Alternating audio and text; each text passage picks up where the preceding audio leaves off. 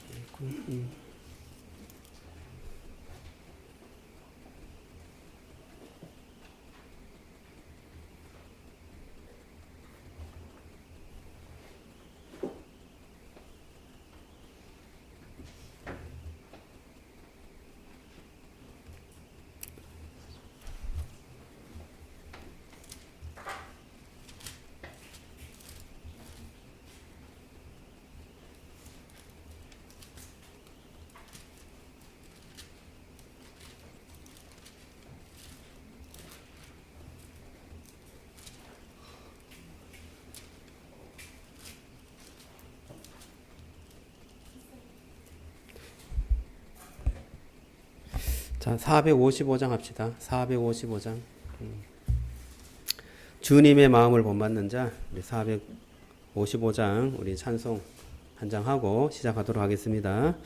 주님의 마음을 본받는 자, 그 마음에 평강이 찾아오문, 이 막한 일상을 이길 힘을 하늘로부터 임함이로다. 주님의 마음 본받아 살면서 그 거룩하신 나도 이루리. 주 모습 내 눈에 안 보이며 그 음성 내 귀에 안 들려도 내 영혼 날마다 주를 만나 신령한 마음 늘 배우도다. 주님의 마음 본받아 살면서 그 거룩하신 나도 이루리. 가는 길 거칠고 험하여도 내 맘에 불평이 없어짐은 십자가 고난 이겨내신 주님의 마음 본받음이라. 주님의 마음 본받아 살면서 그 거룩하신 나도 이루리. 주 예수 세상에 다시 오시 그날엔 무성도 변화하여 주님의 빛나는 그 형상을 다 함께 보며 주 찬양하리. 주님의 마음 본받아 살면서 그 거룩하심 나도 이루리. 아멘. 기도합니다. 하나님 감사합니다. 우리 송산 기쁨의 동산교회 또 우리 재직으로 세워주시고 하나님의 그 은혜를 누리게 하시니 감사합니다. 하나님 정말 주님께서 저희들을 불러주셔서 하나님의 일꾼 삼아주신 것 감사합니다. 하나님 정말 주님의 그 은혜에 늘 감사하며 하나님께서 부르신 목적에 맞게 살아갈 수 있도록 축복해 주옵소서. 하나님 우리의 유혹의 욕심을 따라서 사는 것이 아니라 주께서 우리에게 주신 말씀을 따라서 살게 하여 주옵소서. 사람이 떡으로만 사는 것이 아니라 주의 말씀으로 산다고 하였사오매 하나님 우리 기쁨의 송산 기쁨의 동산교회 우리 재직들은 주의 말씀으로 살아가는 그러한 귀한 은혜의 재직들 되게 해 주옵소서. 하나님 또 한 해를 주님께 맡깁니다. 주께서 주신 은혜대로 잘 감당토록 주여 축복하여 주시고 오늘 주신 말씀 또 읽으면서 큰 은혜 받게 하여 주옵소서. 모든 말씀 예수님 이름으로 기도드리옵나이다. 아멘. 감사합니다. 자, 우리 책자를 한번 펴보세요. 2002년 재직을 위한 수련회 1페이지. 1페이지에 보면 복음은 모든 것을 변화시킵니다. 은혜는 모든 것을 변화시킵니다. 예수님은 모든 것을 변화시킵니다. 이 명제를 따라서 우리가 또 교회를 또 섬기고 사랑하고 신앙생활 했으면 좋겠습니다. 자, 여기에 따라서 오늘 공부할 내용은 복음이 공동체를 어떻게 변화시키는가, 전도에 대해서 공부하려고 합니다.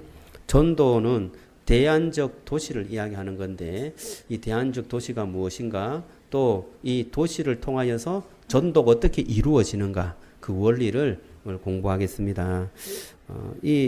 그 공동체에 대한 부분은 지난 재직회 때 공동체에 대해서 한번 공부를 했습니다. 우리가 교회 공동체를 집중적으로 지난 재직회 때 공부했고, 이 공동체를 통하여서 이제 이웃 사랑, 밖에 복음을 어떻게 전해서 그들을 공동체 안으로 데리고 오는가, 그 부분을 오늘 공부하겠습니다. 그리고 챕터 두 번째는 복음이 세상을 어떻게 변화시키는가, 이 세상에 대해서 배웁니다. 이 세상의 변화에 두 가지가 있는데 하나는 직업이고 하나는 정의예요. 그런데 이 정의를 먼저 배우도록 하겠습니다. 이 타자를 위한 사람들인데 구제, 사랑, 섬김, 이것을 어떻게 행할 수 있는가, 그리고 그것이 세상에 어떤 영향을 미치는가, 그것을 공부하겠습니다. 2020년에는 이 전도와 이 구제, 이웃, 전도와 이 이웃에 대한 이 부분을 조금 집중하려고 합니다. 그래서 우리가 복음을 내면적으로 소화했다면 이 내면적으로 소화된 이 복음이 공동체 혹은 이웃에게 어떻게 나타나야 하는가, 그 부분을 이제 내년과 후내년 이렇게 조금 집중적으로 우리 교회가 좀 가야 될 방향으로 삼아서 저와 여러분들이 좀 섬겼으면 좋겠습니다. 자, 넘겨보시겠습니다. 전도 읽으면서 강의해 가겠습니다. 대안적 도시, 그리스도인들에게 손님과 주인 관계에서 기쁨을 누린다는 것은 손님과 주인 사이에 평범한 주고받음이 하나님이 의미하는 역할을 하신다는 기대를 반영합니다. 이렇듯 환대는 특별합니다. 부지 중에 천사를 대접했다는 구절은 환대가 갖는 신성한 특성에 대한 감수성을 성경 기자가 표현한 것이다. 이러한 신령한 특성으로 말미암아 우리가 속한 사회는 더욱 풍성해진다. 자, 오이코스 전도 살펴보겠습니다. VIP 초청 행사 혹은 셀 초청 행사, 이런 날짜가 다가올수록 당신은 누구를 초청해야 할지, 초대해야 될지 고민할 것이다. 먼저 초대의 손을 내밀 때는 솔직하고 투명한 것이 중요하다. 정확하게 어떤 일이 있을 것이며 누가 모임에 올지를 말하는 것이다. 이것이 당신의 공동체가 주선하는 모임이라는 것을 숨기지 말라. 당신이 사람을 초대할 때 그들은 당신의 믿음에 대해 질문할 수도 있다. 그들이 당신의 초대를 거부하더라도 초대의 시간과 과정을 통해 당신은 그들과 복음을 나눌 수 있는 기회가 될 것이다. 모임이 끝난 후에 당신의 친구들은 신앙에 대해 더 질문할 것이다. 그리스도인 공동체의 일원이 되는 것이 어떤 의미인지 궁금할 수 있다. 사도행전에 등장하는 전도의 주된 방법은 가정전도이다. 오이코스라는 헬라어는 가정을 의미하며 이는 핵가족보다는 훨씬 큰 단위이다. 그리스 로마의 가정은 여러 세대의 가족입니다. 가족. 여러 세대의 가족을 포함할 뿐 아니라 종들, 종의 가족들, 친구들, 그리고 사업상 동료들까지 포함했다. 당시의 오이코스는 흔한 관계망이었다. 자, 여기 오이코스의 관계망을 소개하고 있습니다. 당시에 오이코스라고 했을 때 어떤 관계망을 가지고 있었느냐. 친족 관련자들, 친척들입니다. 가족과 친척. 지리적 관련자, 이것은 함께 살고 있는 그곳의 이웃들을 말합니다. 직업적 관련자, 같이 일하는 동료들을 말합니다. 사업상 관련자, 특수이의 동료들을 말합니다. 단지 가까운 친구들, 이러한 사람들을 다 뭐라고 합니까? 오이코스라고 합니다. 그래서 이 오이코스 전도는 그냥 가족에게 한정된 것이 아니라 그 당시에 가족이라고 불렸던 그런 관계망을 통하여서 전도가 되었다라는 것을 말하고 있습니다. 자, 오이코스 전도의 태도는 다음과 같다. 당신의 삶은 믿지 않는 사람들의 관찰 아래 있다. 당신의 삶은 신앙의 진리에 대한 증거이며 매력으로 작용한다. 사람들이 기독교가 실제 삶에서 어떻게 작동하는지 볼 수 있어야 한다. 다른 사람이 운전석에 앉는다. 그들은 질문을 던지고 속도를 결정한다. 복음의 겸손한 본성으로 말미암아 우리는 우월감은 전혀 없이 깊은 존중감을 가지고 사람들을 대하게 된다. 자, 이런 어떤 태도가 오이코스 전도할 때 영향을 준다는 것입니다. 초대의 날이 다가올 때 당신은 무엇을 함으로써 오이코스 전도를 준비할 수 있겠는가? 사람들을 위해 정기적으로 기도하라. 그들을 모임에 초대할 계획을 세우라. 자, 그러면 우리가 내년에 또 이런 어떤 전도에 대한 생각을 하면서 당신의 오이코스에 속하는 5명의 목록을 작성해 보라. 그렇게 말하는데요. 오늘 방금 친족들, 친척들, 이웃들, 동료들, 또 사업상 관련자들, 가까운 친구들, 이분들을 내가 꼭 전도해야 되겠다. 그런 생각 가지 마시고요. 그러한 분들을 생각하면서 여기에 한 5명 이상 한번 적어 보시기 바랍니다. 내가 이런 어떤 오이코스에 사람들이 있었지. 라는 것들을 여기 기억하시면서, 그러니까 교회에 나오지 않고 하나님을 잘 모르는 오이코스에 대해서 여러분들이 한번 적어 보시기 바랍니다. 지금 한번 적어 보세요.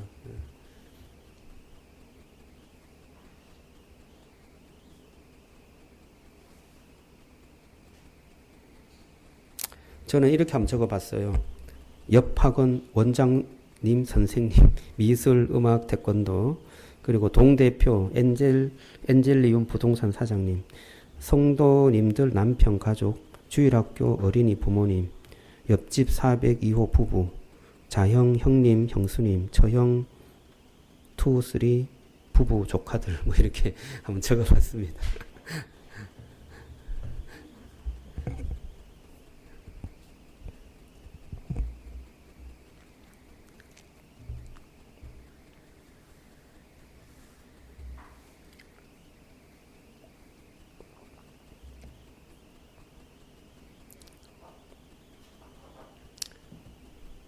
자, 어느 정도 적은 줄 알고 계속해서 읽어보겠습니다.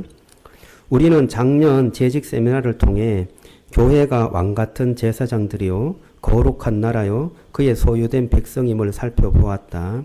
교회는 새로운 인류이다. 교회는 그리스도의 주대심 아래 사는 사람들의 새로운 공동체이다. 우리는 훌륭한 공동체를 만들어야 한다. 예수님의 말씀에 따르면 우리가 그리스도의 참된 제자임을 세상에 나타내는 막중한 방법이기 때문이다. 사실 공동체를 떠나서는 우리가 하나님을 알 수도 없고 깊이 변화하거나 세상을 이기지 못한다. 전도는 복음과 공동체에 관한 것이다. 앞으로 공동체로서 우리가 어떻게 전도할 것인지를 살펴볼 것이다. 성경 본문 연구입니다. 사도행전 2장 42절에서 47절을 소리내어 읽어라. 이 본문은 초대교회를 설명하고 있다. 다음에 질문들을 차례로 살펴보라. 우리 같이 한번 읽어볼까요? 자, 본문 시작. 그들이 사도의 가르침을 받아 서로 떡을 교제하고 떡을 떼며 오로지 기도하기를 힘쓰니라. 사람마다 두려워하는데 사도들로 말미암아 기사와 표적이 많이 나타나니 믿는 사람이 다 함께 있어 모든 물건을 서로 통용하고 또 재산과 소유를 팔아 각 사람의 필요를 따라 나눠주며 날마다 마음을 같이하여 성전에 모이기를 힘쓰고 집에서 떡을 떼며 인과 순전한 마음 하나님을 찬미하며 또 온 백성에게 친송을 받으니 주께서 구원받는 사람을 날마다 더하게 하시니라. 질문 1. 초대교회가 어떻게 함께 배웠는가? 이를 통해 무엇을 알 수 있는가? 교제와 봉사에 대해 발견한 것은 무엇인가? 이를 통해 무엇을 배울 수 있는가? 교회는 교인들을 공동체에서 훈련시키고 교육했다. 그들은 사도들의 가르침에 헌신했다. 헌신했다, 힘쓴이라는 것은 학습에 대한 높은 의지를 나타낸다. 그것은 사도적이라고 적으면 되겠어요. 사도적 가르침을 중심으로 이루어졌다. 일반적인 배움이 아닌 사도들을 통해 온 하나님의 계시에 대해 연구했다. 오늘날에는 이 가르침이 성경에 기록되어져 있다. 권능의 행동들이 수반되어 사도들의 설교의 진리를 증명했다. 사도들로 말미암아 기사와 표적이 많이 나타나니 사도들은 단순히 무엇을 믿어야 하는지를 가르치지 않고 그들의 믿음에 대한 증거를 제시했다. 이것은 43절이 분리된 문장이 아니라는 것을 깨닫지 못하면 놓치기 쉽다. 사도들의 가르침은 기적과 기사에 의해 확인되었다. 히브리서 2장 3절 4절에 따르면 초대교회에서의 기적의 목적은 사도들이 가져온 복음의 메시지의 진리를 청중들에게 보이기 위함이었다. 성경 전체를 조사해보면 기적은 역사상 무작위로 일어나지 않으며 역사 전체 속에서 골고루 등장한다. 예를 들어 하나님이 새로운 사자들을 세상에 보내실 때 몇 곳에서 집중적으로 일어난다. 성경적 계시는 기적이 일어난 3번의 시대를 보여준다. 모세와 출애굽, 유배 전에 엘리야와 선지자들, 예수님과 사도들이다. 중요한 것은 사도들의 가르침 속 진리에 대한 증거를 사람들이 받아들여졌다는 것이다. 그리하여 그들은 가르침대로 헌신했다. 자, 그들이 교제에 힘썼다. 것은 무엇일까요? 교제와 봉사는 그냥 이루어지지 않았다. 그들은 열심히 수고했다. 그들은 날마다 모였다. 날마다 서로 매일입니다. 매일의 삶에 참여했다. 일요일에만 만난 것이 아니라 시간을 내어 지속적으로 함께 모였다. 그들은 모든 물건을 서로 통용했다. 그들의 교제는 영적일 뿐 아니라 경제적이었다. 그들은 다른 형제들이 시간과 마음에 대한 요구뿐만 아니라 자원에 대한 요구에도 반응했다. 사람들은 자신의 필요를 위해 실용적이고 재정적이고 물질적인 도움을 받았다. 자, 오늘 여기 초대교회에 대해서 우리가 배울 수 있는 것은 헌신했다는 것이죠. 헌신했다는 것은 사도적 가르침을 중심으로 그 사도적인 가르침을 힘써서 배웠다는 것입니다. 그리고 교제에 힘썼다는 거예요. 그 교제는 날마다 매일 모였다는 것입니다. 만났다는 것이에요. 저에게도 참 이게 도전이 됩니다. 저와 여러분들이 오늘 이 본문 말씀을 통하여서 참된 그리스도의 공동체가 어떠했는가 그것을 좀 배우면서 우리의 삶과 우리의 공동체를 정말 풍성하게 하는 그러한 저와 여러분들이 되었으면 좋겠어요. 자, 질문 두 번째, 초대교회가 어떻게 예배 드렸는지 그리고 어떻게 다른 사람들을 전도했는지 대해 무엇을 알 수 있는가? 초대교회의 모습을 통해 배워야 할 것은 무엇인가? 예배는 비공식적이고 동시에 공식적인 면을 모두 지녔다. 그것은 가정과 성전 마당에서 모두 일어났다. 교회는 소그룹 모임 46절에서 집에서 떡을 떼며와 대규모 그룹 모임 46절에서 성전에서 모이기를 힘쓰고 이었다. 교회는 주님의 만찬을 행했다. 42절에서 떡을 떼며 전반적인 기쁨의 영이 있었으며 46절에서 기쁨과 순전한 마음으로 이것이 그들의 모임에서 배어 있었다. 경건하고 즐거운 시간이었다. 소그룹 예배에서 강조점은 기쁨과 즐거움이지만 큰 그룹에서는 경외심, 경외하다 할 때 경외심입니다. 경외심에 중점을 두는 점을 유의해야 된다. 우리가 소그룹 예배라고 하면 우리 셀 모임을 둘 수 있습니다. 셀 모임은 기쁨과 즐거움이 중점이 되어야 되고 그룹 예배, 주일날 모이는 대그룹 예배는 경외심에 중점을 둬야 합니다. 그래서 하나님을 높여드리고 말씀에 큰 은혜를 받는 그러한 대그룹 예배가 경외심의 중심이라면 소그룹 예배는 함께 떡을 떼고 교제를 하는 그러면서 하나님을 사랑하고 또 축복하는 서로를 축하하고 축복하는 그러한 어떤 모임 그것이 바로 기쁨과 즐거움의 그 소그룹 예배죠. 자, 교회는 기도로 시간을 보냈으며 기도에 헌신했다. 다른 이들에 대한 그들의 증언은 역동적이었다. 교회는 효과적으로 전도했고 새로운 신자들이 매일 늘어났다. 주께서 구원받는 사람들을 날마다 더하게 하시니라. 자, 이런 공동체가 이루어지니까 그 공동체에 날마다 믿는 사람이 더해졌다. 그렇게 고백하고 있죠. 자, 그래서 전도가 어떻게 일어나는지, 공동체를 통해서 전도가 어떻게 일어나는지 그 관계를 유심히 좀 보면 좋겠어요. 자, 증거는 비그리스도인들에게 매력적인 공동체 생활을 기반으로 했다. 온 백성에게 친송을 받으니 이것이 초대교회가 모든 비그리스도인들에게 사랑을 받았다는 의미는 아니다. 많은 박해가 있었지만 초대교회는 지역사회에서 외부의 관찰자들이 거부할 수 없는 매력 있는 모습으로 복음을 증거했다. 자, 여기에 거부할 수 없는 매력. 이것이 외부에 있는 사람들이 믿는 공동체를 볼 때 그렇게 보였다는 것입니다. 물론 박해하는 사람들도 있고 미워하는 사람들도 있었어요. 그러나 그 반면에 그 모임을 매력적으로 느끼는 사람들이 있었다는 거예요. 자, 이것은 교회 중심의 전도였다. 더해진 구원받은 사람들은 다시 교회 구성원에 포함되었다. 자, 질문 3.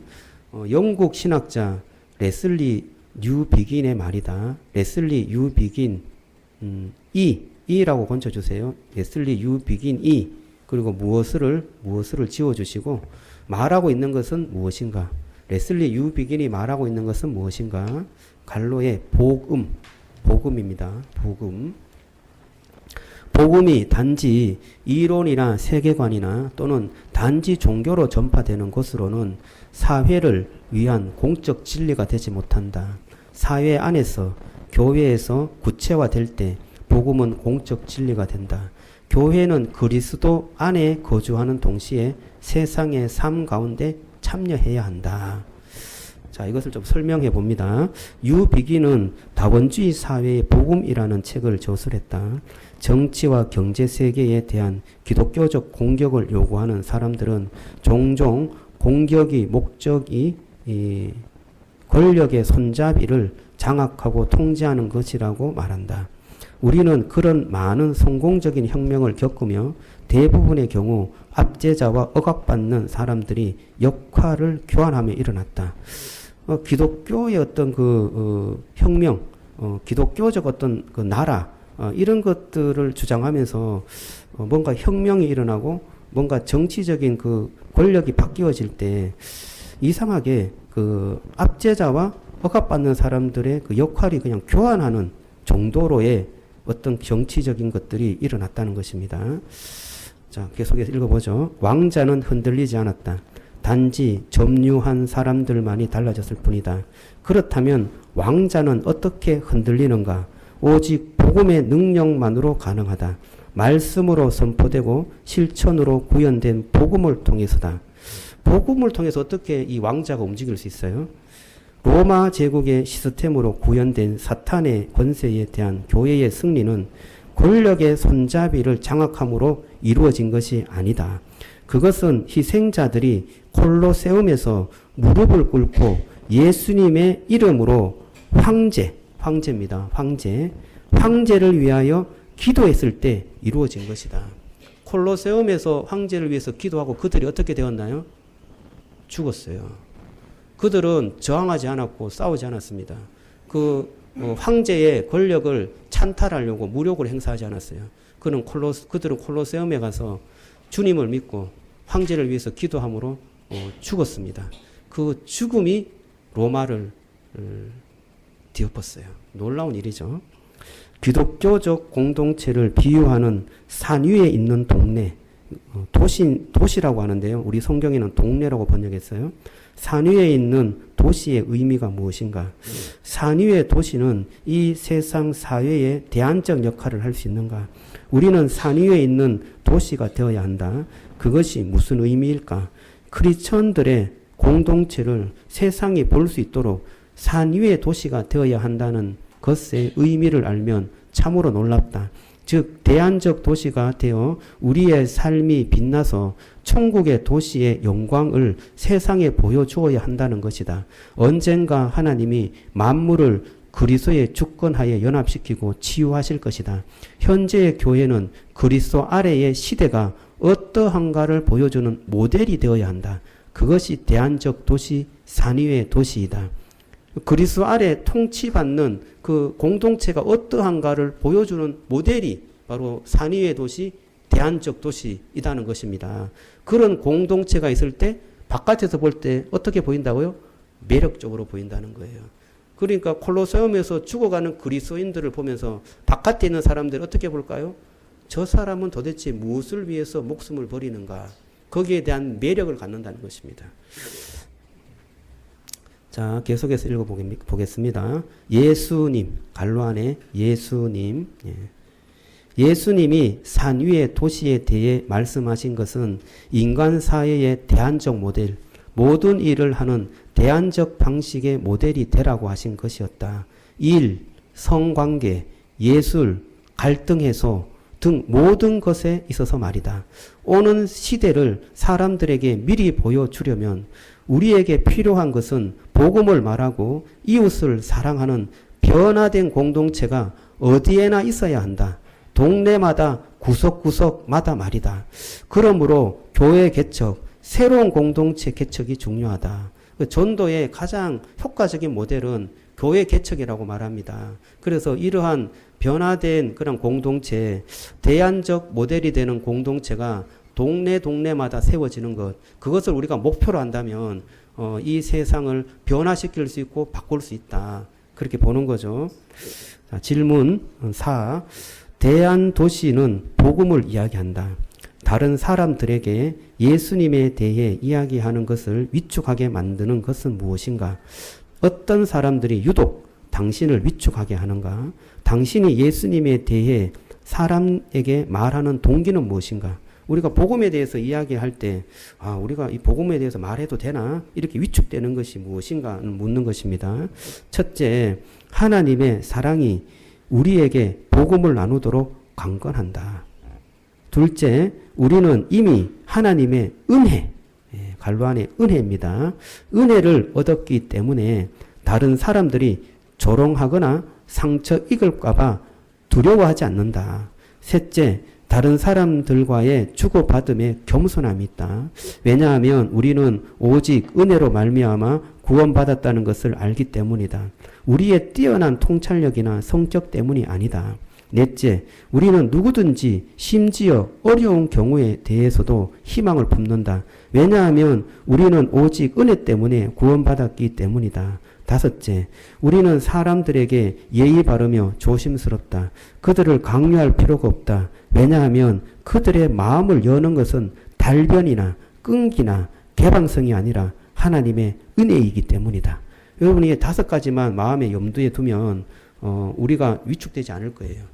우리가 복음을 자연스럽게 이야기하는데 어려움이 없을 것입니다. 이 5가지를 마음에 좀 새겨주면 좋겠어요. 만일 우리가 그리스도를 위해 다른 사람에게 접근하는데 효과적이지 못하였다면 그 원인은 무엇일까요? 이 5가지를 가지고 잘 복음을 전했는데도 그것이 좀 효과적이지 않다라고 느꼈을 때는 무엇 때문인가? 그 원인은 기쁨의 부족, 겸손과 온유의 부족, 또는 담대함의 부족 때문일 수 있다. 이런 우리 복음에서 나타나는 그런 어떤 그 결과에 대한 것들이 좀 부족해서 그럴 수 있다는 것입니다. 삶에서 복음의 기쁜 결과는 우리가 복음을 전하는 것에 대하여 커다란 에너지를 준다. 우리는 복음의 경이로움에 대해 침묵할 수 있는가? 만일 그 에너지가 없다면 우리는 회개해야 하고 그것이 흘러나올 때까지 하나님을 찾아야 한다. 자, 여기에 회개라는 것이 나오는데 회개는 우리가 잘못되어서 뭔가 우리에게 뭔가 큰 뭐 회개나 참회 이것이 나쁜 것으로 나쁜 어떤 행동이 아니라는 것입니다. 이 회개라는 것은 정말 좋은 거예요. 저는 회개는 하면 할수록 하나님께서 우리에게 큰 축복과 은혜를 주신다고 믿습니다.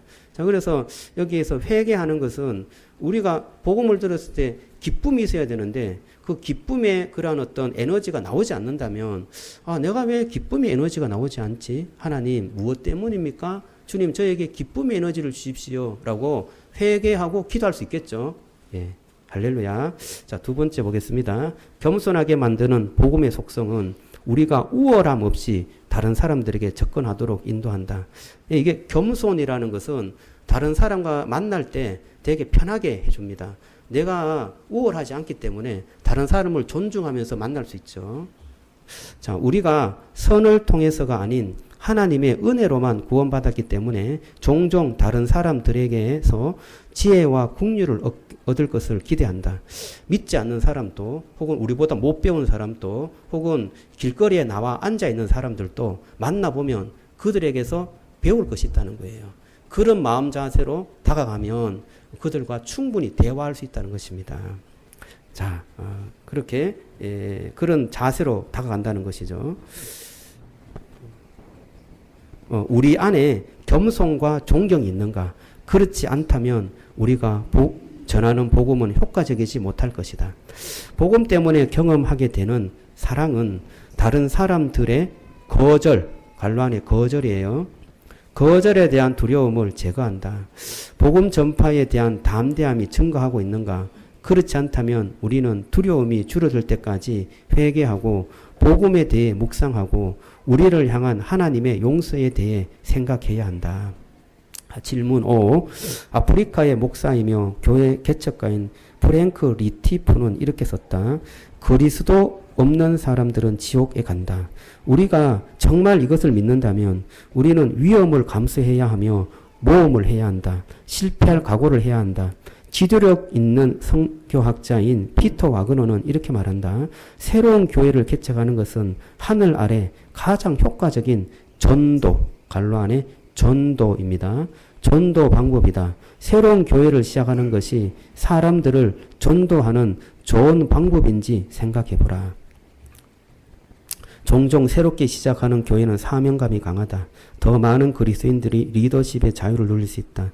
복음을 전파하는 창조적 수단이 된다. 따라서 새로운 교회는 새로운 세대의 새로운 거주자, 새로운 사람들 그룹에 가장 잘 도달할 수 있다. 연구에 따르면 평균적인 새 교회는 동일한 크기의 오래된 교회보다 훨씬 더 높은 비율의 새로운 사람들을 교회로 이끈다. 왜 새 교회를 시작하는가? 라일 샬러는 말한다.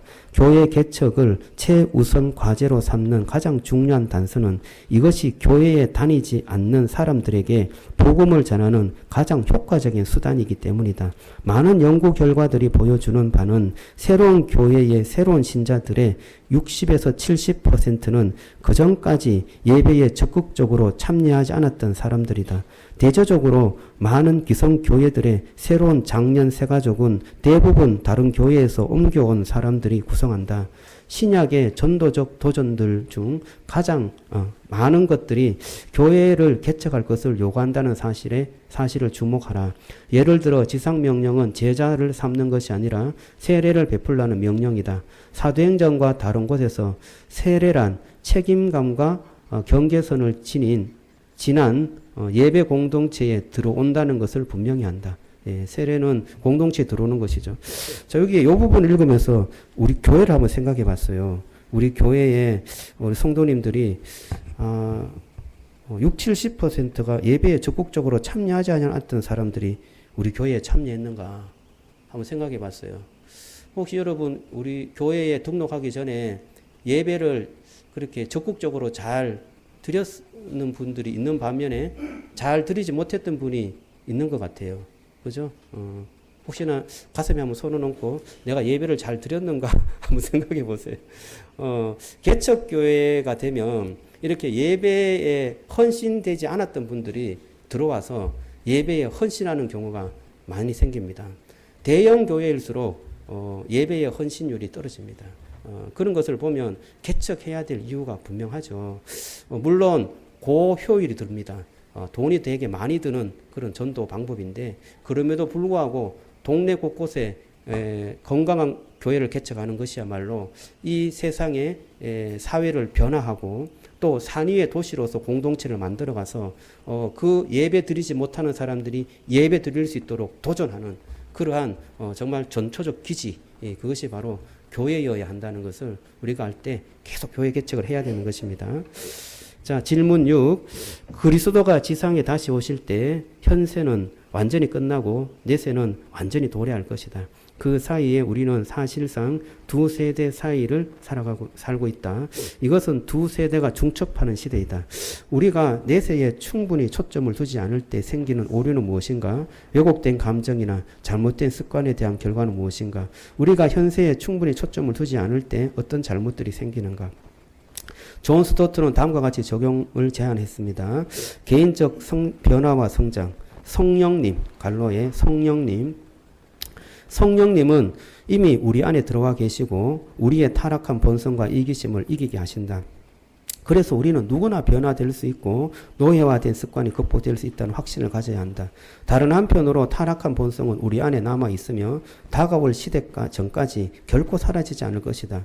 우리는 익히 알고 있는 답변을 피해야 하며 성급한 해결을 기대해서는 안 된다. 성장하는 사람들과 함께 인내심을 가지고 행동해야 한다. 태보나 실패에 대한 경멸이나 두려움, 성급함이 없어져야 한다. 자, 그래서 개인적인 변화의 성장에 대한 확신을 가져야 한다는 것이죠. 자, 교회 변화와 성장. 교회는 하나님 나라의 권능의 공동체이다. 그리스도가 현재를 다스리시기 때문에 우리는 하나님이 교회의 부흥과 변화를 가져올 수 있다고 확신한다. 다른 한편으로 실수와 악은 다가올 시대까지 교회에서 완전히 근절되지 않을 것이다. 우리는 불완전한 교회를 가혹하게 비판해서는 안 되며 발견된 실수나 단점을 보고 이 교회에서 저 교회로 성급하게 옮겨 다니지 않아야 한다. 여러분, 교회가 완전하다고 합니까? 완전하지 않다고 합니까? 완전하지 않습니다. 그래서 교회는 불완전할 수 있고 실수할 수 있습니다. 그러나 주님께서는 이 교회를 변화시키고 또 완전한 그런 부흥과 변화를 온전하게 이루실 것을 우리가 믿는 거죠. 그래서 우리는 이 교회의 실수나 또는 조그만 어떤 단점을 발견되었을 때 그것을 보고 성급하게 판단해서는 안 된다는 것입니다. 자, 사회 변화입니다. 그리스도께서 현재를 다스리시기 때문에 사회적 조건과 공동체를 변화시키는 하나님의 능력을 사용할 것으로 기대할 수 있다. 반면 다가올 시대가 될 때까지는 전쟁과 전쟁의 소문이 있을 것이다. 이기심, 학대, 테러 및 억압은 계속될 것이다. 기독교인들은 정치에 대한 환상을 품거나 유토피아의 꿈을 기대하지 않는다. 다가올 시대는 그리스도인들이 지상에서 정의, 갈로 안에 정의입니다. 정의를 가져올 정치적 또는 사회적 문제를 더 이상 신뢰하지 않을 것이다. 예, 이 사회에서 이기심, 학대, 테러, 억압 이것이 계속될 것이라는 거죠. 정치가 변하고 뭔가 다른 것들이 다 변해도 이것들이 계속 남아 있을 것입니다. 그리스도가 오실 때 이 모든 것들이 다 해결됩니다. 그래서 우리는 정의를 사모하되 이 정의가 완벽하게 이 사회를 변화시킬 것이다. 이 세상의 정의가 이 사회를 변화시킬 것이다. 그렇게 믿는 것은 조금은 그 믿음이 아마 결국 좋은 어떤 결과를 가지지 못할 것이다 라고 말하고 있습니다. 자, 몇 개의 예 좀 읽어보겠습니다. 다가올 세대에 초점을 맞추지 않는다면 우리 목표들은 우리 는자를 빼주세요. 는자를 좀 빼주시기 바랍니다. 우리 목표들은 다른 것들로 인해 뒷전이 되고 곧 망각될 것이다. 다른 것들이란 아마도 아주 좋은 것들이 우리에게 너무 중요한 것이 된다. 우리는 쉽게 가족, 일, 도덕적 성취와 같은 것을 하나님보다 중요하게 여길 수 있다. 우리가 그것들에게서 기쁨이나 희망을 찾을 때 그것들은 삶의 중심이 되어버리고 우리 삶은 뒤틀어진다. 지금 세대에 초점을 맞추지 않는다면 일치, 갈로 안에 일치입니다. 일치의 중요성을 망각할 수 있다. 요한복음 17장에서 예수님은 직접적으로 그리스도인의 하나됨이 하나님을 세상에 나타내는 방법이라고 하셨다. 이것이 의미하는 바는 가시적인 일치야말로 하나님의 영광을 세상에 드러내는 중요한 수단이라는 것이다. 여러분, 일치가 뭐예요? 이게 그러니까 이 분리, 그러니까 이제 갈등으로 인하여서 분리되는 것을 말하죠. 그것에 대한 반대를 말하죠. 그래서 하나됨, 일치함으로 인하여서 하나님의 그 일치, 그 하나님의 그 사랑, 이것을 뭐예요? 세상에 알려주고 세상에 나타내는 하나의 도구가 된다는 것입니다. 이 세상의 일치가 완벽한 일치는 아니죠. 이 세상의 하나가 완전한 하나는 아닙니다. 그러나 그런 하나를 이루고 일치를 이룰 때 하나님의 그 사랑과 하나님의 영광이 그 일치됨을 통하여서 나타난다는 거예요. 그래서 저와 여러분들이 하나 되려고 되게 노력을 해야 합니다. 지금 세대에 초점을 맞추지 않는다면 사회 정의의 중요성을 망각할 수 있다. 하나님 나라의 목적이 죄의 모든 결과들을 치유하는 것이라면 우리의 영적, 심리적, 사회적, 신체적인 모든 영역에서의 와해와 싸우기 위해 우리의 은사와 자원들을 의도적으로 사용해야 한다. 네, 여기에서 모든 영역에서 와해되는 것, 이것들을 위해서 우리가 싸워야 되고 사회 정의를 지금 이 세대에서 이루어야 한다. 그렇게 말합니다. 우리가 지금 세대에 초점을 맞추지 않는다면 증거의 중요성을 망각할 수 있다. 고린도후서 5장 19절 20절에 이렇게 말한다. 곧 하나님께서 그리스도 안에 계시사 세상을 자기와 화목하게 하시며 그들의 죄를 그들에게 돌리지 아니하시고 화목하게 하신 말씀을 우리에게 부탁하셨느니라.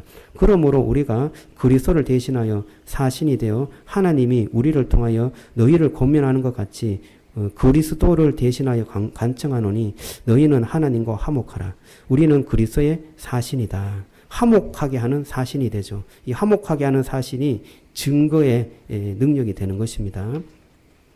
미래는 하나님이 만물을 그리스도의 주되심 아래 통일하고 치유하실 것에 대하여 감사하라. 당신의 공동체가 산 위의 도시가 되도록 기도하라. 당신이 하나님의 백성의 공동체로서 하나님의 아름다움과 가시적인 실제성을 증거하도록 기도하라. 그리스도를 믿지 않는 사람들과 관계를 형성하며 증거할 수 있는 기회를 가지기 위해서 기도하라. 사람들 앞에서 복음을 살아내는 용기를 위해 기도하라. 기도할 게 많죠.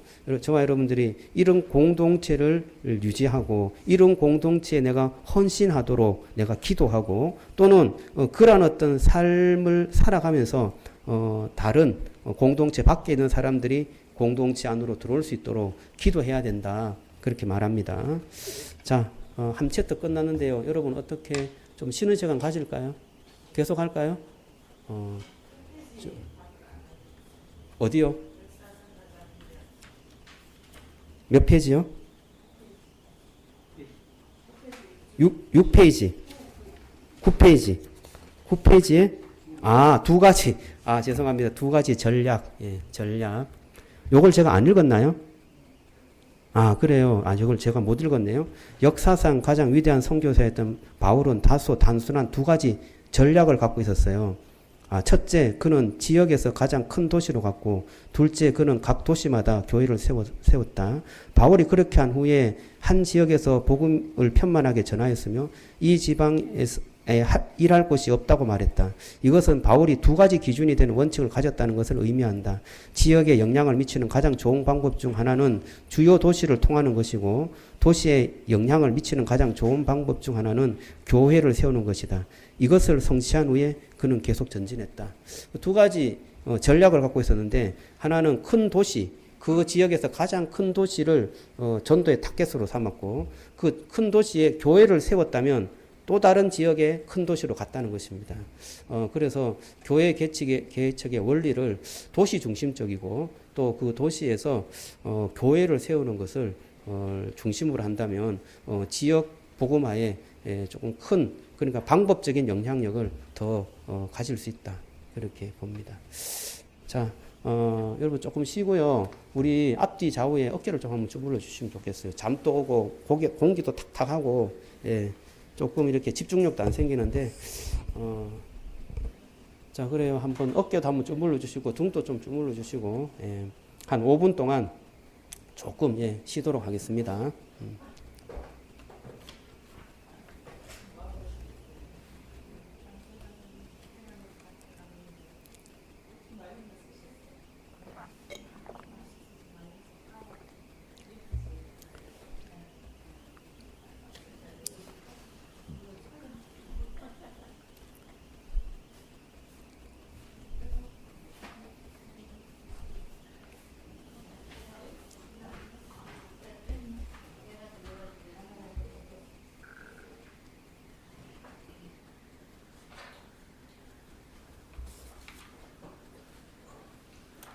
제가 한 달락을 넘겨 띄워버렸네요. 저도 몰랐습니다, 권사님.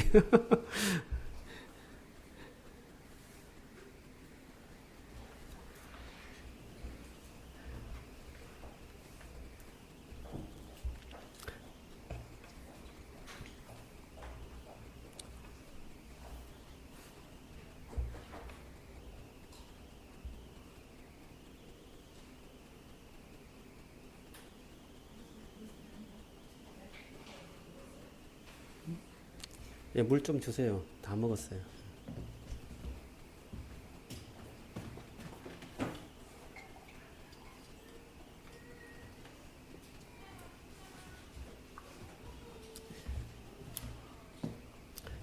자, 이제 조금 쉬었는데요. 뭐 좀 계속 진행하죠. 자, 이제 다 들어오시면 진행하도록 하겠습니다.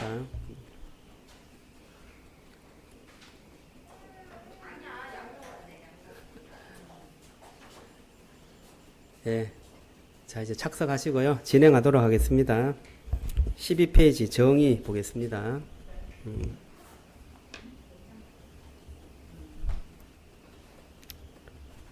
자, 12페이지 펴주시고요. 자, 정의인데요. 이 정의는 우리 세상을 어떻게 변화시키는가, 첫 번째 부분입니다.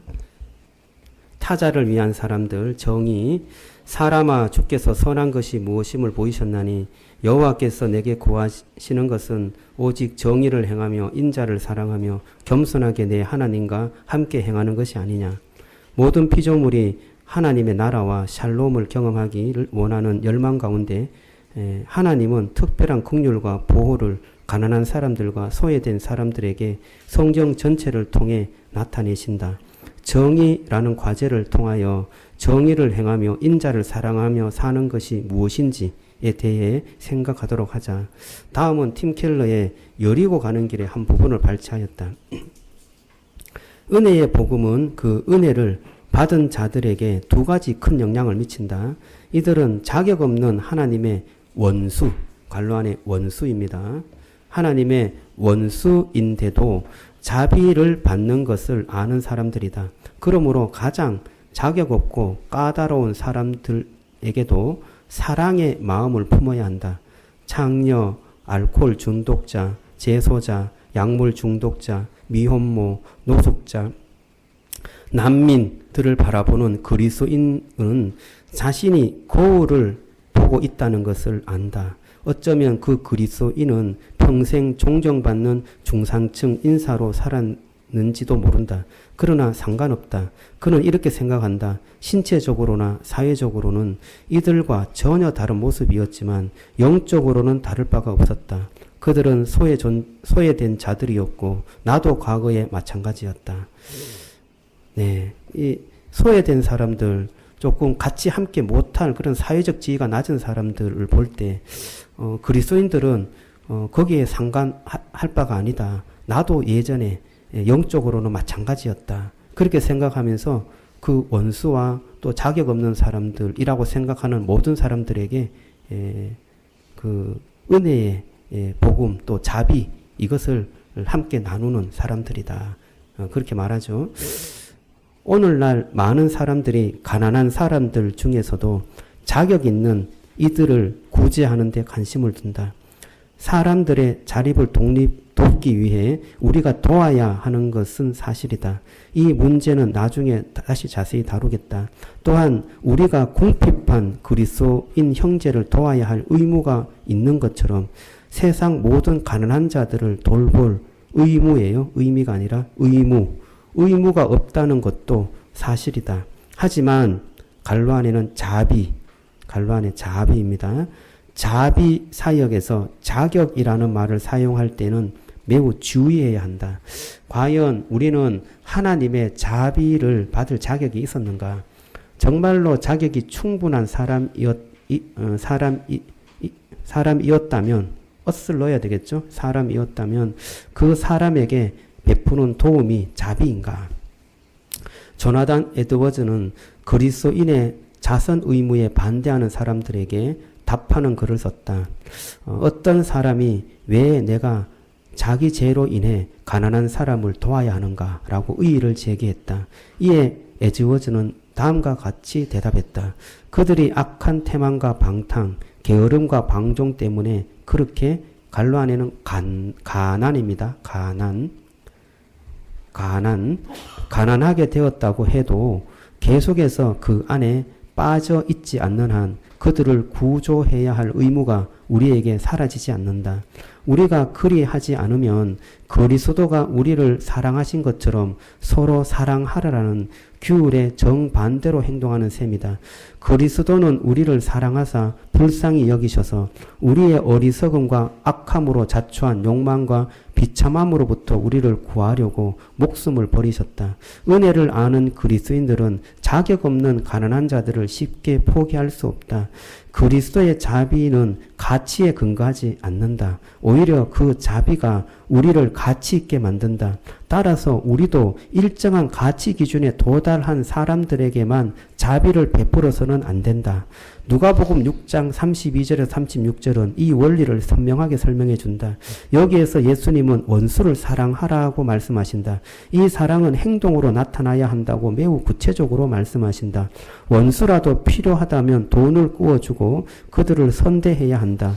그리하면 지극히 높으신 이의 아들이 되리니 그는 은혜를 모르는 자와 악한 자에게도 인자하시니라. 너의 아버지의 자비로우심 같이 너희도 자비로운 자가 되라. 하나님은 감사할 줄 모르는 악한 자들, 곧 과거의 우리와 같은 사람들에게도 자비를 베푸신다. 그러니 우리도 그런 사람들에게 자비를 베풀면 하늘에 계신 아버지와 같이 될 것이다. 예수님은 마태복음 18장 21에서 35절에서 이 원리를 더 강하게 뒷받침하는 비유를 말씀하신다. 1만 달란트 빚진 종을 용서해 준 왕의 이야기다. 당시에 한 달란트는 일반 노동자의 15년치의 임금에 해당하므로 예수님은 갚을 수 없는 무한정한 빚을 표현하려고 이 숫자를 사용하신 것이 틀림없다. 용서받은 종은 자기에게 얼마간의 돈을 빚진 다른 종을 우연히 만난다. 첫 번째 종이 왕에게 그랬듯이 두 번째 종도 자비를 베풀어 달라고 애원하지만 괄호 안에 용서받은 종은 못 들은 척한다. 이 소식을 들은 왕은 자신이 용서해 준 종을 불러 불같이 화를 낸다. 내가 너를 불쌍히 여김과 같이 너도 내 동료를 불쌍히 여김이 마땅하지 아니하냐. 예수님이 이 비유를 말씀하신 목적은 무조건적 용서의 원리를 가르치기 위해서이다. 마찬가지로 자비사역의 동기와 근거도 하나님의 은혜이다. 이제 우리는 왜 예수님과 이사야, 야고보, 요한, 바울이 진정한 기독교와 가짜 기독교를 판단하는 기준으로 자비사역을 사용했는지 알게 되었다. 자신의 도덕성과 훌륭한 됨됨이로 하나님의 자비를 얻을 수 있다고 믿는 그저 독실하기만 한 사람은 소외된 사람들을 경멸하기 쉽다. 나는 열심히 해서 여기까지 올라왔어. 그러니 다들 그렇게 할 수 있다고. 도덕주의자는 속으로 이렇게 말하지만 그리스도인은 속으로 이렇게 말한다. 지금의 나는 순전히 하나님의 자비로 이루어졌어. 나는 다른 사람들과 하나님도 다를 바 없이 똑같아. 민감한 사회적 양심과 궁핍한 사람들을 향한 자비 행위에 헌신된 삶. 이 두 가지는 하나님의 은혜의 교리를 이해한 사람들에게 반드시 나타나는 기독교인의 표지, 갈로 안에 표지입니다. 표지이다. 은혜의 복음이 사람에게 비치는 두 번째 중요한 영향은 마음에서 너그러움이 우러나온다는 것이다. 성경에 같은 나라 사람을 도와야 한다는 말씀이 수없이 나오는데도 제사장과 레위인은 강도 만난 사람을 그냥 지나쳤다. 하지만 사마리아인이 자비를 베풀 것이라고 기대한 사람은 아무도 없었다. 예수님이 사마리아인을 이야기에 등장시킨 이유는 인종과 역사를 감안할 때 그가 강도 만난 사람을 도와줄 의무가 전혀 없었기 때문이기도 하다. 그에게 봉사를 명하는 율법도 사회 간섭도 종교적인 권면도 없었다. 그런데도 그는 그냥 지나치지 않았다. 왜 그랬을까? 누가복음 10장 33절은 사마리아인이 그를 보고 불쌍히 여겼다고 말한다. 불쌍히 여긴 마음이 그에게 있었죠. 얼마나 분명한 메시지인가. 에드먼드 클라우니의 표현대로 하나님은 요구할 수 없는 사랑을 요구하신다. 하나님은 자비를 명령하시지만 그 명령에 대한 반응으로 자비를 베풀어서는 안 된다. 오히려 우리가 받은 하나님의 자비에 대한 반응으로 너그러움이 흘러나와야 한다. 명령에 대한 반응으로 자비를 행하면 그것은 그 자비는 명령에 대한 의무죠. 그러나 우리가 그 자비에 대한 반응으로 너그러움, 불쌍히 여김, 긍휼히 여김 이것이 흘러나올 때 그 명령에 진정하게 순종하는 것이 된다. 그것을 말합니다. 책이나 강연에서는 그리스도인들이 가진 것이 많기 때문에 어려운 사람을 도와야 한다는 언급이 종종 나온다. 물론 그 말에는 일리가 있다. 상식적으로 인류가 이 행성에서 함께 살아가려면 자원을 끊임없이 분배해야 한다. 그러나 이런 접근법은 동기 유발에 한계가 있어서 결국에는 죄책감을 낳는다. 말하자면 이런 식이다. 세상 사람들은 굶주리고 있는데 나 혼자 고기를 먹으며 고기를 구워 먹고 차를 2대나 몰고 있으니 얼마나 이기적이냐. 이런 말을 듣는 그리스도인들은 정서적으로 엄청난 갈등을 느낀다. 죄책감을 느끼는 동시에 온갖 종류의 방어 기제가 작동한다. 내가 이 나라에서 태어난 걸 어떻게? 내가 차를 한 대만 소유한다면 정말로 도움이 되는 사람이 있을까? 내가 수고한 대가를 누리는 게 당연한 권리 아냐? 이런 고민들로 피곤해진 우리는 얼마 안 있어 가난한 사람들에 대한 죄책감, 갈로 안에 죄책감입니다. 죄책감을 안겨주는 책과 강사를 멀리한다. 이 죄책감이 생기니까 그냥 조금 이렇게 멀리하게 되는 거죠. 자, 이 죄책감을 좀 다루어야 되겠습니다. 성경은 동기부여를 위해 죄책감을 사용하지 않고도 강하게 자비사역을 주장한다. 고린도후서 8장 2절에서 3절에서 바울은 마게도니아 그리스도인들이 예루살렘의 기근 피해자들에게 후하게 베풀었다고 말한다. 그는 환난의 많은 시련 가운데서 그들의 넘치는 기쁨과 극심한 가난이 그들의 풍성한 연보를 넘치도록 하게 하였느니라고 언급한다. 마게도니아 사람들은 예루살렘에 있는 어리석은 사람들보다 더 낮은 사회계층이었다. 그들도 나름대로 끔찍한 시련을 겪고 있었다. 그런데도 예루살렘에 연보를 보내게 된 동기는 무엇이었을까? 그들의 넘치는 기쁨과 그들의 먼저 자신을 주께 드리고 이것이 자기를 비운 주님에 대한 마게도니아 사람들의 반응이었다. 그들은 소득 수준에 따른 비율로 헌금하지 않았고 그리스도의 선물에 반응했던 것이다. 자, 계속해서 읽어봅니다. 자비는 하나님의 은혜를 체험한 데서 비롯된 자발적, 갈로 안에 자발적, 스스로 하는 것을 말합니다. 자발적이고 넘치는 사랑이다. 하나님의 무한한 은혜를 깊이 체험할수록 더 너그러이 베풀어야 한다. 이것이 로버트 머리 맥체인이 이렇게 말할 수 있었던 이유이다. 이 말씀을 듣는 많은 분들이 이제는 저들이 그리스도인이 아닌 줄 알 것입니다. 그들은 베풀기 싫어하기 때문입니다. 마지못해 주는 것이 아니라 관대하고 통 크게 베풀려면 새로운 마음이 필요합니다. 자, 진정으로 자비를 베풀 때 그런 사람이 되려면 어떻게 해야 되느냐? 달리 표현하자면 자비사역은 하나님의 은혜에 대한 감사의 제물이다. 부활하신 구세주가 이곳에 몸으로 계시지 않기에 우리가 그 발에 향유를 바를 수는 없지만 사랑과 영광의 그리스도께 드리는 제물로 우리가 섬겨야 할 가난한 사람들은 있다. 굶주린 사람들에게 보낸 마게도니아 그리스도인들의 연보는 하나님께 드리는 찬양으로 충만하다. 바울은 빌립보 교인들의 받으실 만한 향기로운 제물이요 하나님을 기쁘시게 한 것으로 인해 마음이 흐뭇해졌다.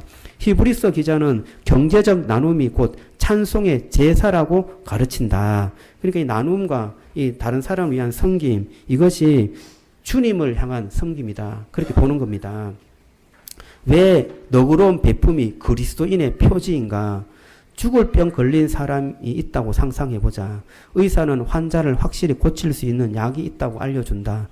이 약이 아니면 희망이 없다. 그런데 이 약은 아주 비쌉니다. 집도 차도 다 팔아야 약을 살 수 있는데 그렇게까지 할 생각은 없으시죠? 그러자 환자가 의사에게 이렇게 대답한다. 이런 마당에 차가 있으면 무슨 소용이고 집이 있으면 무슨 소용입니까? 그 약이 꼭 필요합니다. 제게는 목숨과 같으니까요. 이전에는 다른 것들이 중요했을지 몰라도 지금 이 약에 비하면 아무것도 아닙니다. 이제는 소모품, 갈로 안에 소모품에 불과해요.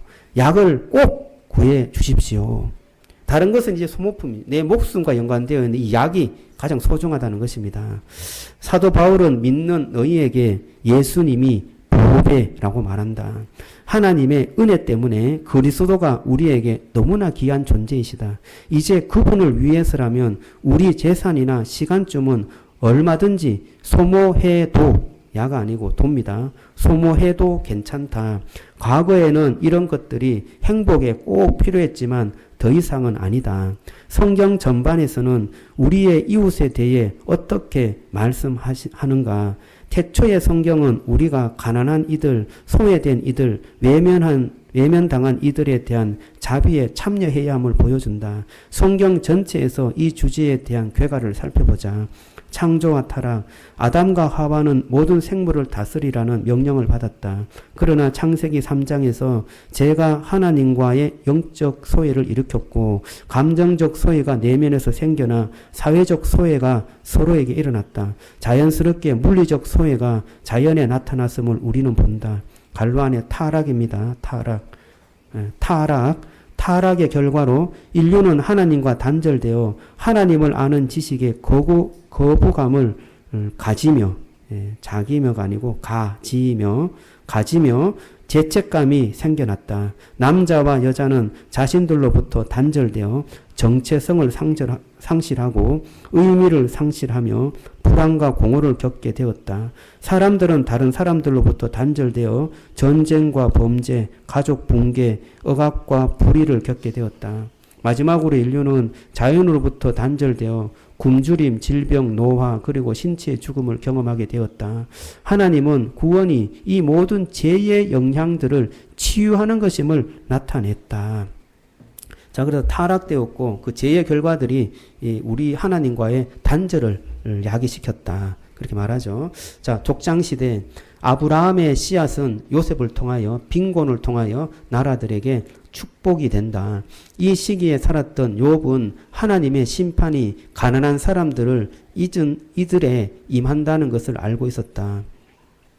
자, 여기에 욥기 31장 16절에서 23절인데요. 여러분 한번 읽어보시고 넘어가겠습니다. 하나님은 보겠습니다. 하나님은 이스라엘에게 사회적 책임, 갈로 안에 책임입니다. 책임. 사회적 책임에 관한 많은 율법을 주셨다. 친척과 이웃들은 가난한 사람들에게 결핍이 사라질 때까지 도와야 할 책임이 있었다. 11조는 가난한 사람들을 위하여 사용되었다. 또한 가난한 사람들에게 음식을 공급하고 땅을 회복시키도록 했다. 그리하여 그들이 자급자족할 수 있게 도왔다. 자, 후기 이스라엘입니다. 선지자들은 이스라엘이 가난한 자들에게 무관심한 것을 언약 불순종이라며 비난했다. 그들은 물질주의와 가난한 자를 무시하는 것이 죄라고 가르쳤다. 반면 가난한 자들에게 자비를 베푸는 것은 하나님과의 참된 교제의 증거라고 가르쳤다. 이 가난한 자들을 도와주는 것, 그 자비의 사역, 이것이 하나님과의 참된 교제였다는 것을 말하고 있습니다. 자, 그리스도의 사역 넘어가고 있습니다. 예수님이 스스로 그리스도임을 세례 요한에게 나타내실 때 자신이 아픈 사람을 치유하고 가난한 사람에게 복음을 전할 것임을 말씀하신다. 이는 선지자들이 예언한 바와 같았다. 예수님은 누구든지 하나님의 은혜를 체험한 사람은 가난한 자를 도울 것이라고 가르쳤다. 예수님은 갈로 안에 성육신, 갈로 닫고 성육신입니다. 성육신. 예수님은 성육신을 통해서 사회의 가장 낮은 계층과 함께 하셨다. 그는 그것을 긍휼이라고 부르셨다. 자, 그래요. 성육신하신 예수님께서 낮은 계층과 함께 하신 것, 긍휼이라고 하였습니다. 자, 초대교회 선지자를 따라서 사도들은 진정한 신앙은 필수적으로 자비의 행동으로 나타난다고 가르쳤다. 예수님은 그가 우리를 위하여 목숨을 버리셨으니 우리가 이로써 사랑을 알고 우리도 형제들을 위하여 목숨을 버리는 것이 마땅하니라. 누가 이 세상의 재물을 가지고 형제의 궁핍함을 보고도 도와줄 마음을 닫으면 하나님의 사랑이 어찌 그 속에 거하겠느냐라고 말씀하셨다. 교회 안에는 부가 아주 너그럽게 부자와 가난한 자 사이를 공유되어야 한다. 참 이게 말씀이 참 놀랍죠. 교회 안에 부가 아주 너그럽게 부자와 가난한 자 사이에 이렇게 공유되는 그런 공동체, 이것이 좀 필요하다는 거죠. 초대교회는 그렇게 되었죠. 물질주의는 여전히 중대한 죄이다. 그렇죠. 황금 만능주의, 물질주의는 죄입니다. 자, 성경 본문 연구 보겠습니다. 누가복음 10장 25절에서 37절. 자, 이것은 우리가 좀 잘 아는 비유죠. 강도 만난 자, 사마리아인의 비유입니다. 요거 넘어가겠습니다. 자, 질문 1. 예수님의 은을 지우시고 의로 바꾸시기 바랍니다. 예수님의 가르침에 비추어 볼 때 누가 우리의 이웃인가? 율법교사는 예수님께 다음과 같이 말했다. 이보세요. 합리적이 되세요. 이런 사람을 모두 사랑하는 것은 아니죠. 누가 네 이웃입니까? 이에 대해 예수님은 한 비유로 설명하신다. 사마리아인과 유대인들은 철저한 원수들이었다. 그렇지만 사마리아 사람은 유대인에게 도움을 제공하였다. 또한 사마리아 사람은 극도로 위험한 일을 행하였다. 강도들이 출몰하는 황량한 길에서 멈추는 것은 죽기를 강요한 행동이었다. 사마리아 사람은 여관 주인에게 회복될 때까지 그 사람을 돌보는 데 드는 갈로 안에 비용은 무엇이든지 지불할 것을 약속했는데 그것은 비용이 엄청나게 많이 드는 일이었다. 예수님의 대답은 분명하고 충격적이었다. 그것은 자비를 베푸는 모든 한계를 파괴한다. 우리는 다른 인종과 종교의 사람들, 심지어 우리가 불신할 역사적인 이유가 있는 이들에게도 도움을 주어야 한다. 위험하고 비용이 많이 드는 경우에도 도움을 제공해야 한다. 요약하면 우리는 어떤 어려움에 처한 사람, 우리가 길에서 발견하는 사람을 말과 행동으로 사랑해야 한다. 그들이 우리의 이웃이다. 자, 우리의 살아가는 모든 사람들, 길에서 만나는 사람들, 함께 관계를 맺는 사람들, 그 사람들이 누구라고요? 이웃이라고 합니다. 이웃. 우리가 도와주고 또 우리도 도움을 받겠죠. 그러한 이웃이라고 말하고 그들을 정말 사랑해야 한다. 이웃을 사랑하라는 그 말을 그들에게 실천해야 한다라고 말하는 것입니다. 질문 2. 가족 구성원과 그리스도인의 공동체의 사람들을 먼저 도와야 하는 것은 아닌가?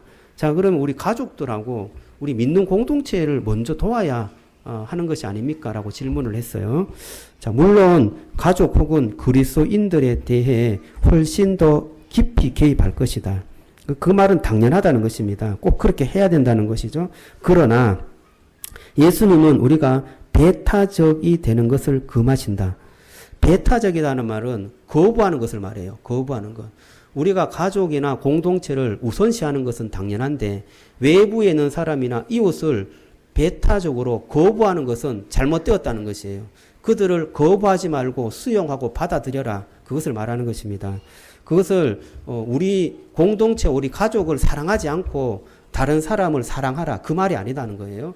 그들을 수용하고 받아들이는 그런 마음을 가져라. 그것을 말한다라고 말하고 있어요. 그러나 예수님은 우리가 배타적이 되는 것을 금하신다. 제사장과 레위인이 어려움에 처한 사람을 피해 길 건너편으로 향하는 모습의 비유를 통해 알려주신다. 그들이 강도 만난 이들을 직접적으로 밟고 간 것은 아니지만 그들은 외면하는 죄를 범했다. 그러니까 무관심했다는 거예요. 무관심하게 그냥 지나치는 것. 그것이 죄라는 것입니다. 내가 뭐 할 길 좀 바빠서 내가 좀 너무나 다른 일들이 많아서 무관심하게 지나간 것이 죄라는 것입니다. 그렇다면 우리가 능동적으로 가난한 사람 또 소외된 사람을 찾아가라는 것이에요.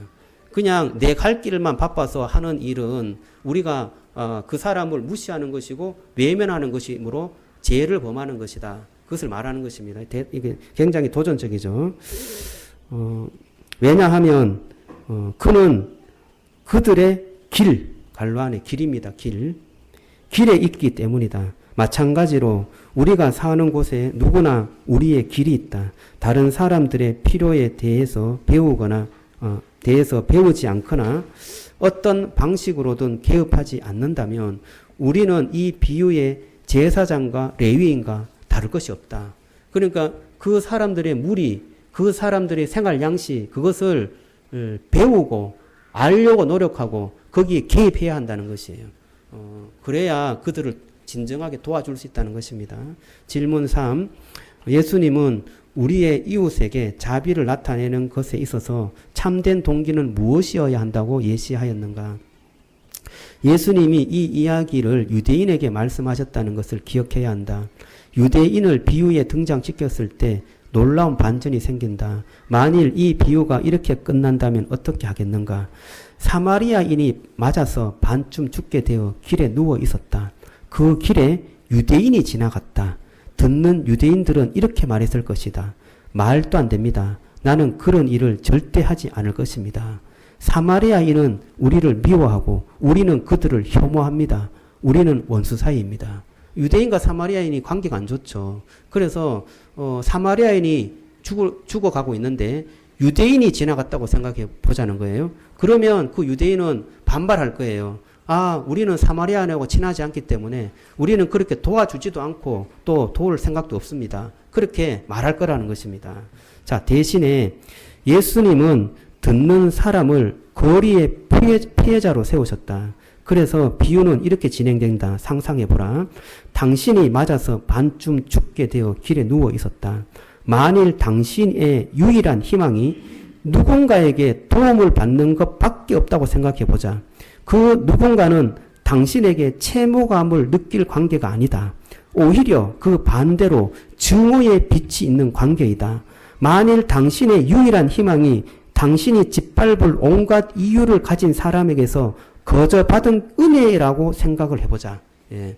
그 사람과 원수였는데 내가 다른 사람의 도움을 받아야 내가 살 수 있는 그런 정말 답답한 상황이 있었는데 내가 정말 증오하고 나를 짓밟을 만한 그런 사람이 나에게 은혜를 베풀었다고 생각해 보라. 그렇게 말하는 것입니다.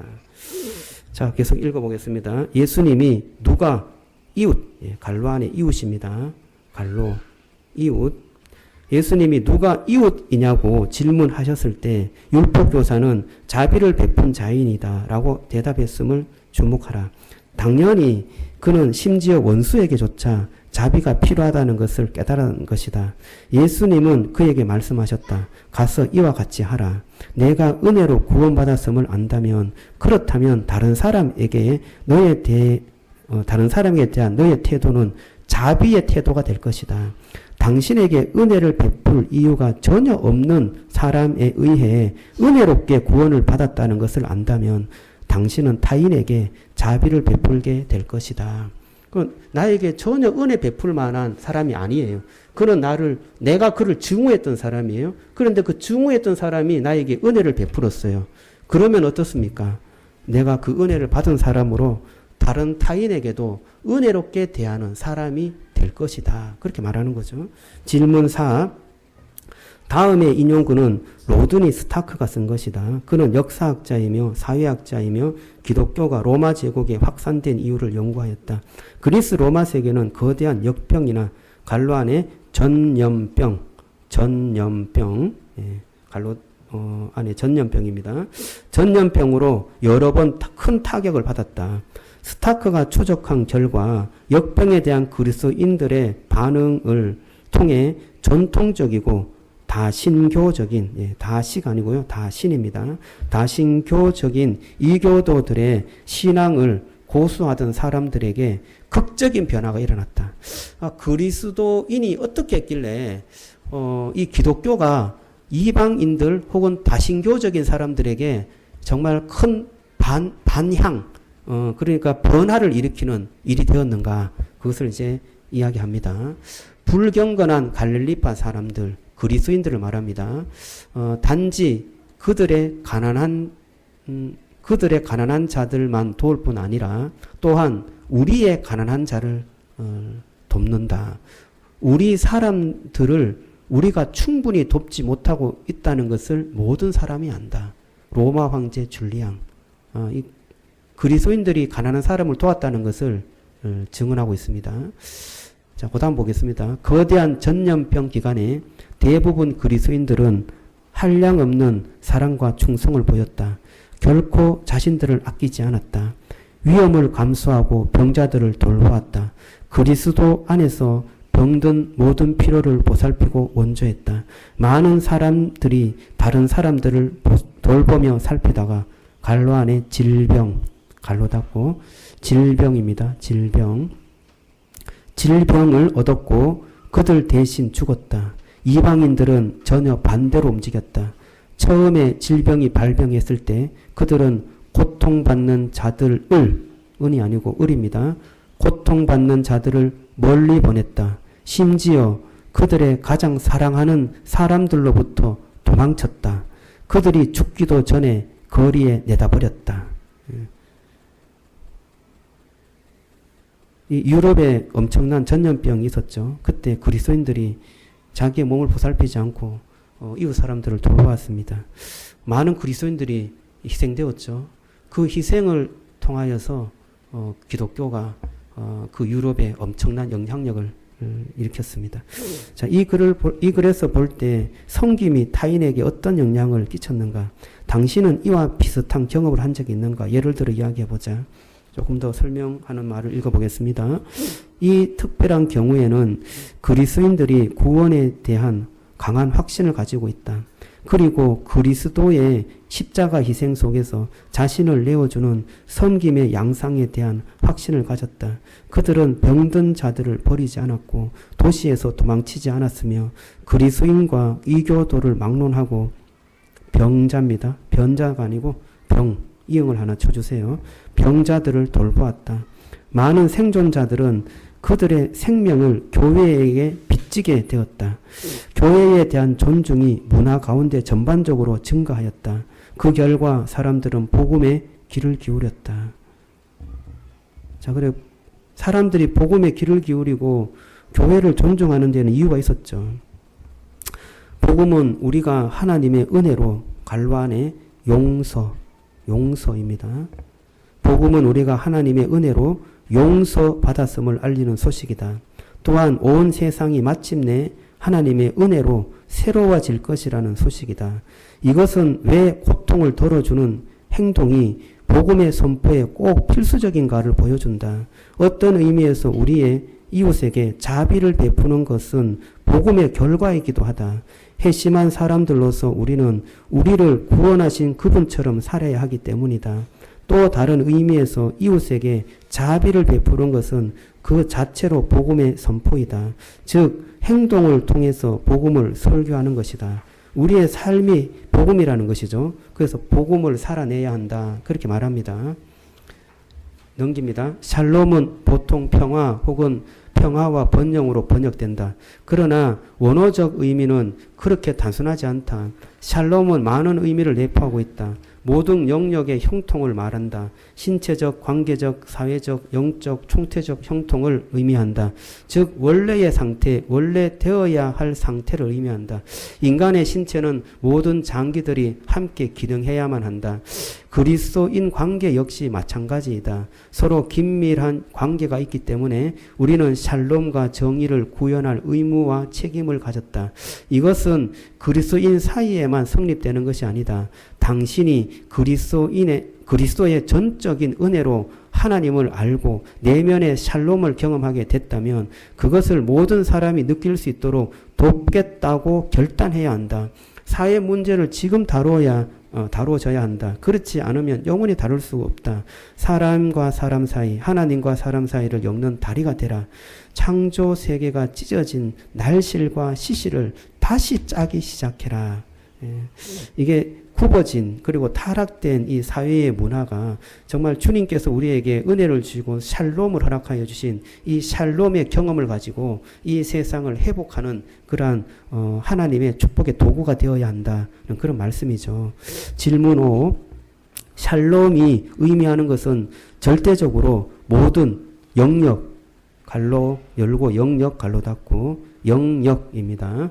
영역에서 즉 신체적으로, 관계적으로, 사회적으로, 영적으로 나타나는 전반적 번영이다. 어떤 실제적인 방법으로 당신과 당신의 그룹과 공동체에서 샬롬이 어떻게 느껴지도록 결단할 수 있겠는가?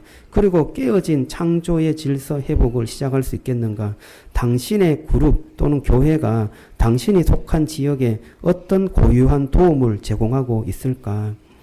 창조 세계는 모든 측면에서 죄에 의해 부식되었다. 죄 때문에 우리의 몸, 우리의 관계, 사회는 부서지고 찢어진다. 조화와 일치를 유지하지 못한다. 다음 예를 살펴보자. 어떻게 찢어졌는지, 어떻게 부서졌는지 한번 살펴보겠습니다. 개인적 우상에게 노예가 됨. 무엇이든지 그리스도보다 행복에 더 중요한 것. 이것이 무엇이냐? 직업이나 가족이 되겠죠. 우리의 주인이 되는 것이다.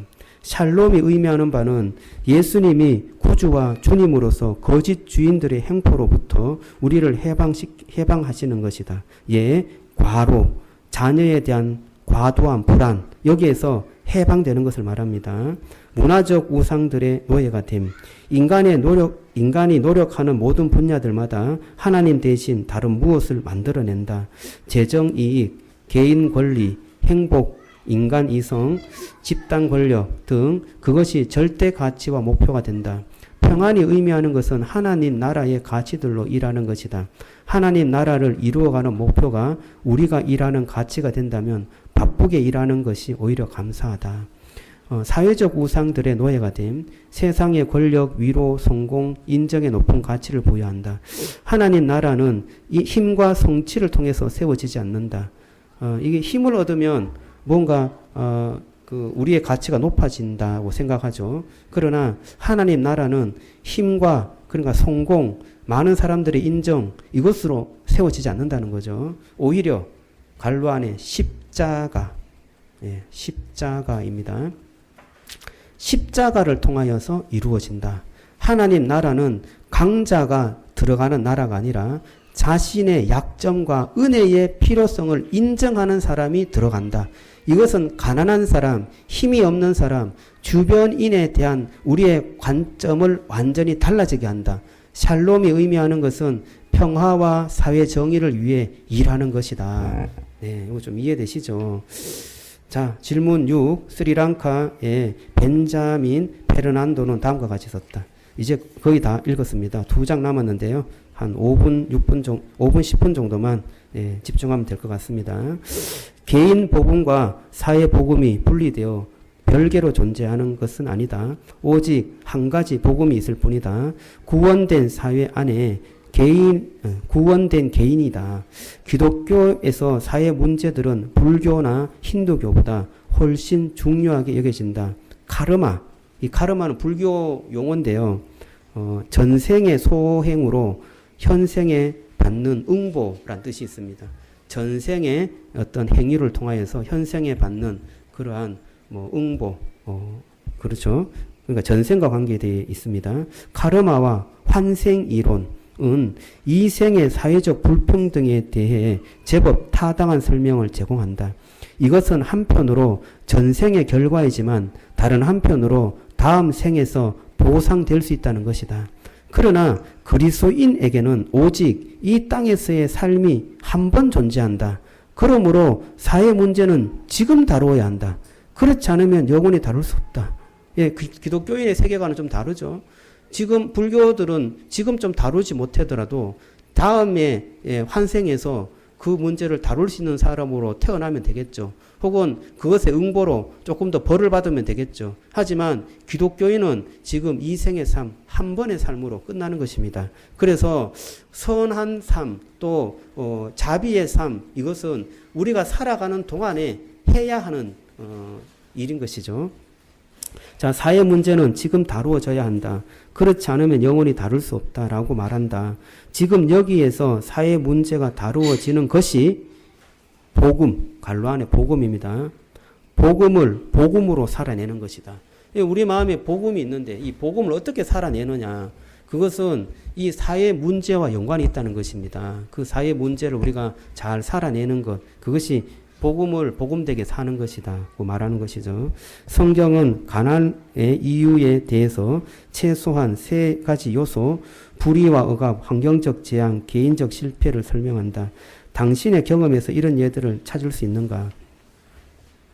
자, 성경의 지혜 문학서에 가난의 근본 이유에 대해 놀라울 정도로 균형 있고 섬세한 관점을 제공한다. 자, 불의와 억압, 이것은 개인을 가난하게 만드는 불이한 사회적 조건이나 처우를 가리킨다. 예를 들어 권력자에게 특혜를 베푸는 사회적 구조, 고금리 대출이 있다. 환경의 재난, 이것은 개인을 가난하게 만드는 자연재해 또한 상황을 가리킨다. 성경에 이런 예가 가득하다. 예를 들면 창세기 47장에 기근이 있다. 개인적 실패, 가난은 개인적인 재난 실패에 의해 생기기도 한다. 예를 든다면 게으름, 무절제, 이것이 개인적 실패를 이루게 합니다.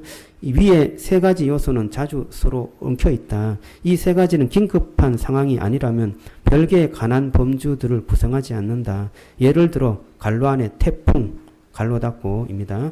갈로 열고 태풍, 갈로 닫고.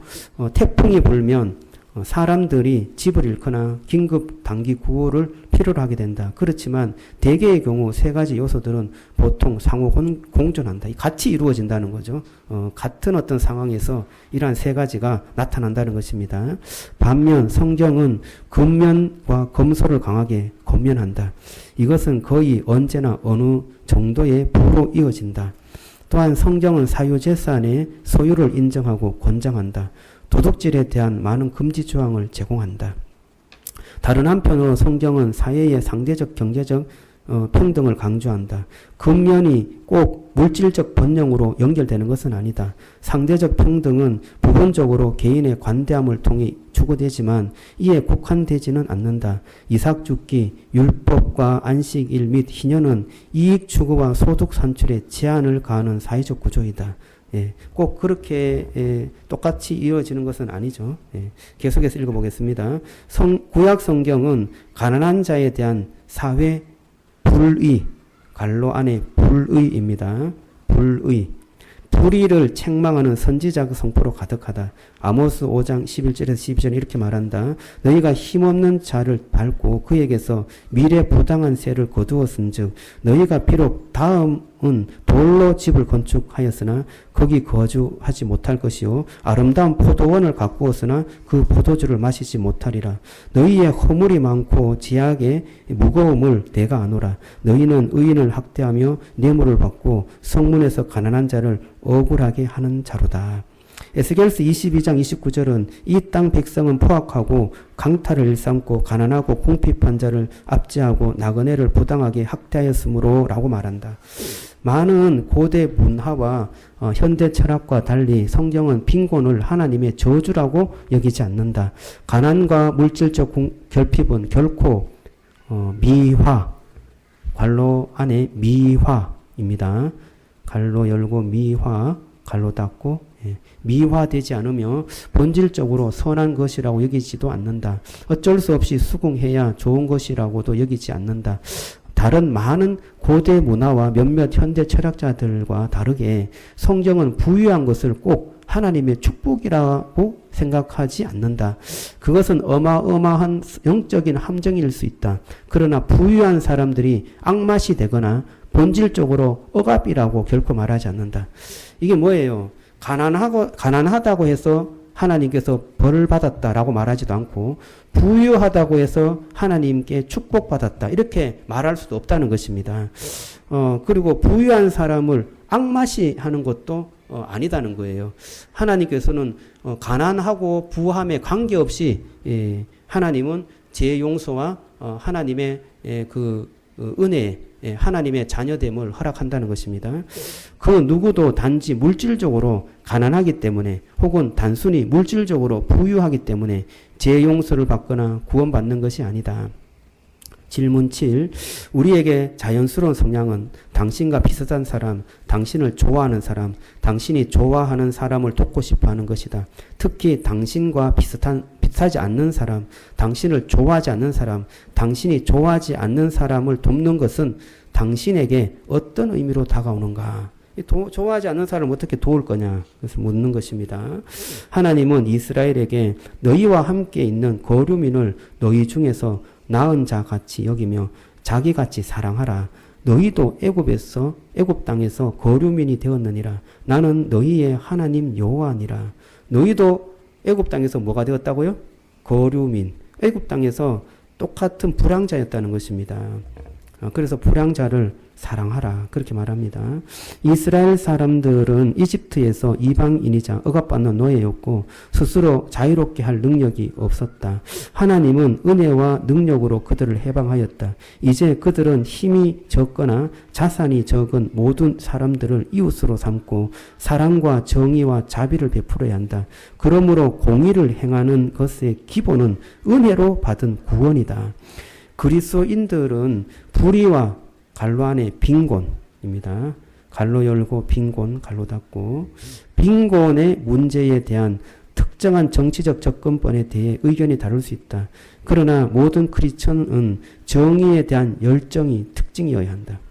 정치적 접근법은 다를 수 있습니다. 그죠?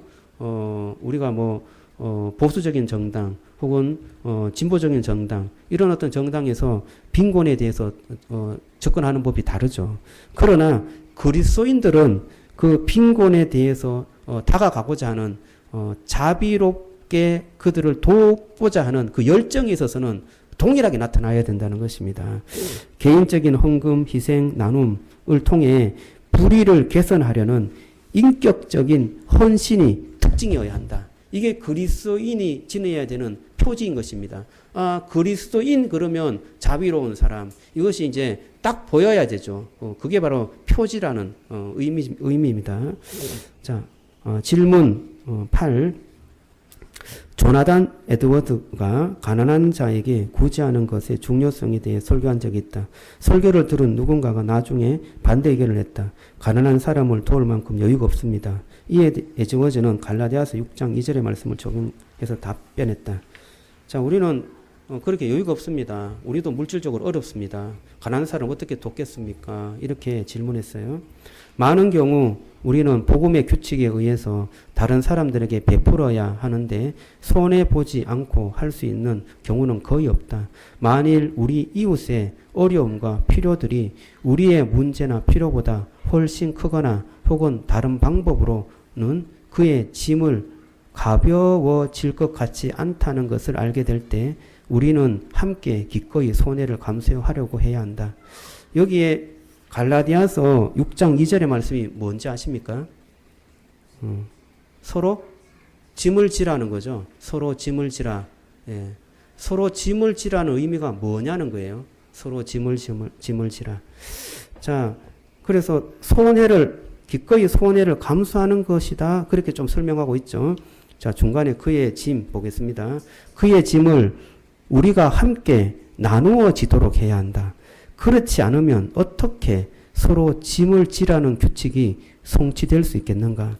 우리가 다른 사람들의 짐을 가볍게 할 의무가 결코 없고 단지 우리가 짐을 나누어 지지 않고도 할 수 있는 일이라면 우리가 아무 짐도 지지 않으면서 과연 이웃의 짐을 질 수 있겠는가? 자, 우리는 그런 짐을 질 수 없고 좀 가볍게 지고 싶습니다. 짐을 좀 나누어 지지 않고도 다른 사람을 좀 도울 수 있는 방법은 없습니까? 이렇게 물을 수 있다는 거죠. 자, 그렇다면 그것이 진짜 짐을 나누어 지는 것인가? 그것을 묻는 것입니다. 자, 계속해서 읽어볼게요. 답이 있습니다. 우리가 시간적 여유, 재정, 감정 자원을 갖고 사람들을 도와야 할 뿐 아니라 그것이 우리에게 갈로 안에 짐입니다. 짐. 우리에게 짐이 될 때도 베풀 수 있어야 한다는 말이 무슨 뜻인가? 자, 짐이 되어도 이것을 베풀어야 한다는 말은 그럼 무슨 뜻인가? 자, 우리에게 짐이라고 느껴질 때까지 나누어 주어야 서로 짐이 된다는 것이 된다. 자, 여기에 답이 있죠. 그거 한번 줄 거 보세요. 우리에게 짐이라고 느껴질 때까지. 이게 좀 무겁다.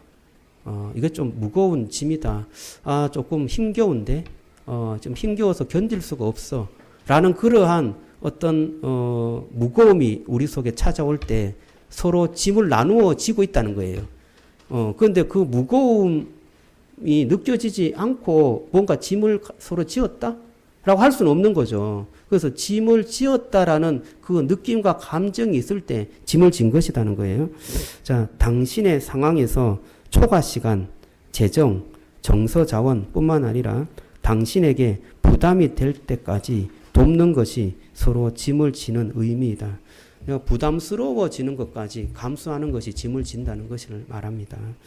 자, 정의는 진정한 믿음의 표지이다. 예. 믿음의 표지, 믿음이 무엇인가? 믿음의 그 표지는요, 정의라는 게 있어야 됩니다. 하나님과 진정한 관계의 표지이다. 진정한 하나님과의 관계가 좋다라는 것은 어떤 자비, 또 다른 사람과 함께 짐을 지는 것, 이런 어떤 표지가 우리 속에 있어야 하는 것이죠. 마음의 진정한 영적 건강의 표지이다. 당신의 이웃이라고 예수님이 말씀하실 만한 모든 사람에 대한 두려움, 약한 무관심을 회개하라. 가난한 사람들을 위해서 기도하라. 당신과 공동체가 가난하고 소외된 사람들을 잘 돕도록 기도하라. 심지어 그것이 위험하고 비싼 값을 치르더라도 행하도록 기도하라. 우리 기도가 필요하겠죠. 이 문제는 우리가 스스로 하기가 어렵기 때문에 기도하면서 이것을 내가 조금 더 무겁더라도 부담되더라도 감내낼 수 있도록 도와달라고 그렇게 기도할 수 있습니다. 자, 오늘 이 전도와 정의에 대해서 살펴봤는데요. 이 전도와 정의가 내년도 우리 교회의 사역에 좀 목표가 될 수 있도록 우리 마음을 좀 모아주시면 좋겠습니다. 2020년도 송산 기쁨의 동산교회 목회 방향을 간단하게 살펴보겠습니다. 제가 그냥 제목만 좀 간단하게 적었어요. 조금 이렇게 디테일하게 다음에 또 기회가 있으면 목회 방향을 조금 디테일하게 말씀드리겠습니다. 첫 번째 교회표는 복음은 모든 것을 변화시킵니다. 이 변함이 없습니다.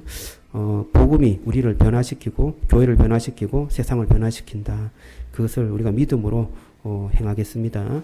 교회의 3대 비전, 복음 중심적 교회, 도시를 품는 교회, 운동, 역동적 사역 있는 교회, 그렇게 삼습니다. 2020년의 핵심 가치, 복음을 복음되게 하라.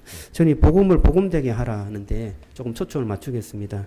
우리가 복음을 모든 것을 변화시킨다 해서 개인적인 그런 복음을 수용하고 받아들이는데 지금까지 초점을 맞췄다면 내 안에 있는 이 복음을 어떻게 복음되게 하는가, 복음을 어떻게 살아내는가, 복음을 어떻게 이웃을 향하게 하는가, 복음을 어떻게 공동체에 향하게 하는가, 이것을 여기에 초점을 맞추도록 하겠습니다. 그래서 공동체, 복음을 복음되게 살아라. 이웃, 복음을 복음되게 전하라. 사는 것은 공동체와 관계 있죠. 어떻게 사는가에 대해서는 우리가 관계 맺는 오이코스와 관계되어 있습니다. 가족, 공동체. 그리고 그 복음되게 삶으로 인하여서 그 복음이 전해지는 것, 그것은 바로 우리의 이웃과 관계되어 있습니다. 자, 목재 중점 사항입니다. 복음밴드. 성경 공부를 계속해서 좀 하려고 합니다. 이 복음밴드 세 번째, 이웃, 공동체와 이웃. 제가 이 재직 세미나 내는 이 내용이 이 복음밴드 내용입니다. 여기에 작년에 했던 공동체 내용을 좀 덧붙여갖고 복음밴드 성경 공부를 좀 시행하려고 합니다. 그래서 이 내용을 좀 구체적으로 읽으면서 복음이 우리 삶 속에서 우리 공동체에서 어떻게 좀 살아내어지는가, 그것을 같이 공부하면서 또 실천적 삶을 같이 좀 나누고 간증도 하고 그러면 좋겠습니다. 자, 내적 치유 수양의 전반기에 진행하도록 하겠습니다. 내치는 양육을 하면서 진행하는 것보다 복음밴드 공정 공부를 하면서 내치를 그때 피후원자와 후원자를 매칭해갖고 내치에 맞도록 그렇게 조직을 해서 내적 치유 수양회를 가도록 그렇게 하겠습니다. 1박 2일 할 수 있는 분들은 또 다 같이 참여해서 은혜 받는 시간이 되었으면 좋겠습니다. 생수의 강입니다. 이 생수의 강은 영성순회인데 지원자에 한해서 실시합니다. 큰숲 생수의 강은 9월달 정도에 있어요. 2박 3일에 있고 2박 3일간 하고, 동산교회 생수의 강은 3박 4일 하는데 이것은 우리에게 티오가 잘 나지 않습니다. 그런데 또 특별한 어떤 기회가 될 때 한두 개가 납니다. 그때 또 가도록 하겠습니다. 성경 통독입니다. 개인 성경 통독, 월요일, 금요일 5일간 새벽에 개인 성경 통독 시간을 가지면 좋겠다 생각되어집니다. 혹시나 여러분들이 그냥 개인 성경 통독을 같이 읽고 가기를 원하시는 분이 있으면 교육관에서 성경 통독을 하면 좋겠어요. 아니면 새벽 기도회 때 광고를 하고 같이 읽는 것도 괜찮을 것 같습니다. 그것은 조금 진행하면서 같이 의논하면서 진행하도록 하겠습니다. 그래서 계속해서 성경을 매일매일 읽는 게 중요한 것 같아요. 그래서 매일매일 성경 통독을 할 수 있도록 좀 분위기와 또 그렇게 시간을 좀 마련하겠습니다. 그룹 성경 통독 수요일 8시에 수요 예배 시에 하겠습니다. 종교인 수련회를 좀 넣었는데요. 5월경에 한 5월 19일이나 20일 토요일에서 주일인데요. 1박 2일인데 작년 주일학교하고 함께하는 그런 수련회인데 이것을 방학 때 넣으려고 하니까 방학 때는 또 휴가들이 다 있는데 그 휴가들을 또 여기에 또 사용하기가 좀 쉽지는 않죠. 그래서 주말을 좀 생각해서 같이 이걸 좀 잘 의논해서 갈 수 있으면 좋겠고, 또 우리 교회만 가면 조금 이렇게 작은 단위일 수 있는데 할 수 있으면 좀 연합해서 같이 갈 수 있으면 같은 좀 교회, 비슷한 교회들끼리 가서, 또 좋은 교제를 나누면 좋겠다. 그런 생각도 한번 해봅니다. 이것도 같이 또 진행하면서 같이 의논해서 가도록 하겠습니다. 말씀 사경에 부흥회인데요. 말씀의 부흥을 경험하는 특별 집회로 해서 3일간 그렇게 진행하면 또 저와 여러분들의 심정에 부흥이 일어나고 말씀에 큰 도전이 일어나는 그러한 기간이 되겠습니다. 목양의 부분인데요. 송기동 스페셜데이 이거를 지난해 좀 진행했는데 우리 여전도에서 헌신을 많이 해줘갖고 감사했어요. 이것도 조금 여전도에서 좀 기획을 하셔서 한 2달에 한 번 정도라도 또 정기적으로 혹은 또 특별한 행사 있을 때마다 하면 너무나 풍성한 그런 은혜로운 행사가 될 것 같아요. 한가족 찬양제 이번에 했는데 너무 좋았어요. 내년에도 이 한가족 찬양제가 잘 정착하고 자리 잡을 수 있도록 우리 직분자들이 조금 더 힘을 모아주시면 감사하겠습니다. 이웃 초청 잔치입니다. 6월 11월 6월 달에는 우리가 강사를 초청해서 이웃 초청 잔치 하고요. 11월 달에는 문화 행사로 작년에는 12월 25일 날 그렇게 했는데 사실은 이제 애기들 아버지 부모님만 오시죠. 그래서 이번에는 조금 이렇게 뮤지컬을 통해서 했는데 하여튼 이것이 무엇을 하든지 간에 우리 재직들이 마음을 모아서 이웃을 초청하는데 뜨거운 열정을 가지고 행하면 다 가능하리라 생각합니다. 그래서 2번 6월 11월 이렇게 행사를 가진다는 거 여러분 기억하시면 좋겠고요. 야외 예배 봄 혹은 가을에 한 번 하는데 야외 예배 때 부상을 당하지 않아야 되는데요. 하여튼 그 좋은 계절에 봄이나 가을에 조금 행사가 좀 없는 그러한 어떤 계절에 좋은 날씨에 좋은 날짜를 잡아서 야외에 가서 조금 게임도 하고 예배도 드려서 좋은 시간 가지도록 그렇게 하겠습니다. 주일학교가 장소가 조금 변경됩니다. 우리 백사무의 계약 만료가 다음 해에 1월 달입니다. 그러니까 2020년 1월 30일까지 계약 만료가 되어서 저것을 좀 비워줘야 됩니다. 그래서 어린이 예배 시간 변경을 오전 9시 30분으로 당길 수가 있습니다. 근데 주일날만 장소를 좀 사용할 수 있도록 한번 계약을 해볼까 합니다. 그래서 그게 되면 지금 주일 학교 예배가 오전 10시인데 그대로 가도 될 것 같아요.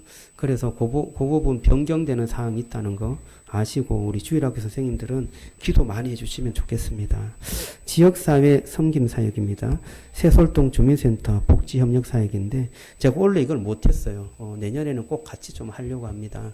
그래서 이 새솔동 사회복지센터의 그 협력기관이 있습니다. 협력단체. 거기에서 우리 교회가 좀 할 수 있는 일이 무엇일까?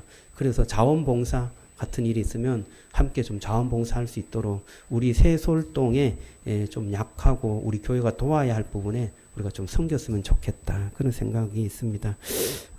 지역 내 아파트의 경로당 2회 이상 방문해서 우리 경로당 우리 어르신들을 우리 교회가 좀 섬겼으면 좋겠어요. 그리고 화산 안상 지역 청소년 대학생 지원 사역이 있습니다. 우리 디민고를 우리가 좀 선교적으로 후원하고 있습니다. 청소년을 조금 후원했으면 좋겠고 또 혹시나 대학교 선교 단체가 있으면 좀 추천해 주시면 또 교회가 함께 후원하고 교류하고 또 섬기는 그런 일들이 계속해서 좀 일어났으면 좋겠습니다. 여기에 좀 미흡한 부분들은 또 우리 재직 여러분들이 좀 말씀해 주시고 함께 또 머리를 맞대면서 이루어 간다면 또 무슨 일이든지 할 수 있으리라 그런 생각해 봅니다. 자, 이렇게 간단하게 좀 목회 방향을 마치고요. 여러분들이 좀 해주셔야 될 게 29페이지인데요. 요거를 하고 마치도록 하겠습니다. 봉사 신청 안내인데요. 우리 교회 안에 있는 팀 부서에 여러분의 섬김과 재능에 따라 신청해 주시기 바랍니다. 봉사에 참여하는 것은 당신이 성장할 수 있는 길입니다. 교회를 섬길 수 있는 길입니다. 하나님을 영화롭게 하는 길입니다. 재직은 1인 1사역 이상을 원칙으로 합니다.